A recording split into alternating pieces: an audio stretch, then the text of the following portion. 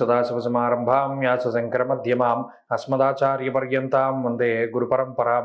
జ్యోతిష్ శాస్త్రాన్ని భావితరాల వారికి ప్రసాదించిన ఋషుల యొక్క పాదపద్మాలకి నమస్కారం చేసుకుంటూ, అలాగే నాకు ఈ జ్యోతిష విద్యను నేర్పిన గురువర్యులు జ్యోతిష బ్రహ్మ కీర్తిశేషులు శ్రీ ఈరంకి సూర్యనారాయణమూర్తి గారు, సూర్యశ్రీ దైవజ్ఞ గారి యొక్క పాదపద్మాలకి నమస్కారం చేసుకుంటూ, ఓం శ్రీ మహాగణాధిపతి నమః, శ్రీ గురుభ్యో నమః, హరి ఓం. వీక్షకులందరికీ నమస్కారం. జూలై నెల 21వ తారీఖు లగాయతు జూలై 27వ తారీఖు శనివారం వరకు ఉండేటువంటి గ్రహగతుల ఆధారంగా ద్వాదశ రాశుల వారికి ఈ వారం ఏ విధమైనటువంటి శుభాశుభ ఫలితాలు కలగబోతూ ఉన్నాయో ఈ కార్యక్రమం ద్వారా తెలుసుకుందాం. అందులో భాగంగా కుంభరాశి వారికి ఈ వారం అనుకూలమైనటువంటి గ్రహస్థితి ఉన్నది. ప్రత్యేకించి షష్ఠ స్థానంలో రవి యోగించడం. అలాగే ఈ రాశి వారికి ప్రత్యేకమైనటువంటి ఒక విషయాన్ని గమనిస్తే, షష్ఠ స్థానంలో రవి యోగిస్తున్నారు, అక్కడే శుక్రుడు ప్రతికూలంగా ఉన్నారు.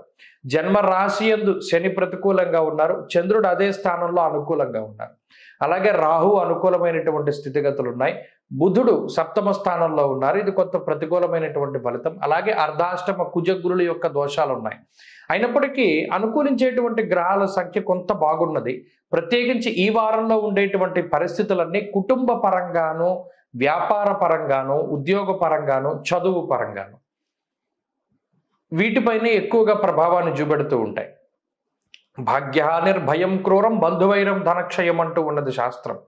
అలాగే యాచనం బుద్ధి చాంచల్య అంటూ ఉన్నది. అనగా అవగాహన రాహిత్యమైనటువంటి నిర్ణయాలు, మీకు సంబంధం లేనటువంటి విషయాలలో సైతం మీరు చొరబడి నిర్ణయాలు తీసుకునేటువంటి స్వాతంత్రాన్ని ఇతరులు ఇవ్వడం ద్వారా వారు మీ మీద పెట్టుకున్నటువంటి నమ్మకాన్ని మీరు కోల్పోతూ ఉండడం. అర్థమైందో లేదోనో, ఇందులో కొన్ని సందర్భాల్లో మీకు తెలియనటువంటి వాటిల్లో కూడా మీరు దూరి మీరు అక్కర్లేని సలహాలు ఇస్తూ ఉండడం, దానివల్ల మీ మీద ఉండేటువంటి గౌరవాన్ని మీరు కోల్పోతూ ఉంటారు. ఆ పనులు మాత్రం చేయకూడదు. ఎవ్వరికీ కూడా ఉచిత సలహాలు ఇవ్వకూడదు. ప్రత్యేకించి బంధు మిత్ర గణాలు ఎవరైతే ఉన్నారో వారు మీ దగ్గరికి వచ్చి సహాయం అడిగితేనే కానీ చెయ్యకూడదు. చేస్తే దెబ్బతింటారు. అలాగే భాగ్యహాని అన్నారు, అనగా పెట్టుబడులు పెట్టేటువంటి విషయాల్లో చాలా జాగ్రత్తలు తీసుకోవాలి.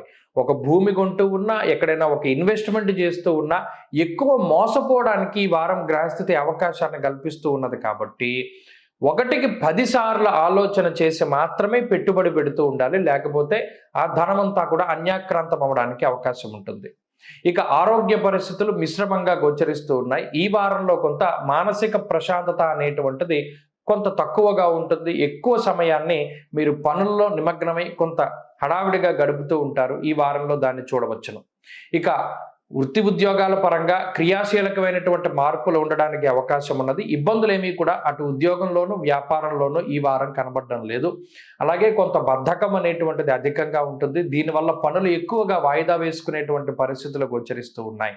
ఇక విద్యార్థులకి మిశ్రమ వాతావరణం ఉంటుంది. స్త్రీలకు సైతం ఇదే గ్రహస్థితి అన్వయం అవుతూ ఉంటుంది.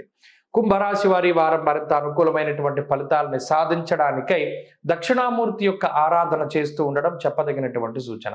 ఈ వారంలో కలిసొచ్చేటువంటి రోజు ఆదివారంగా చెప్పవచ్చును. అదృష్ట సంఖ్య 2, అదృష్ట వర్ణము పసుపు.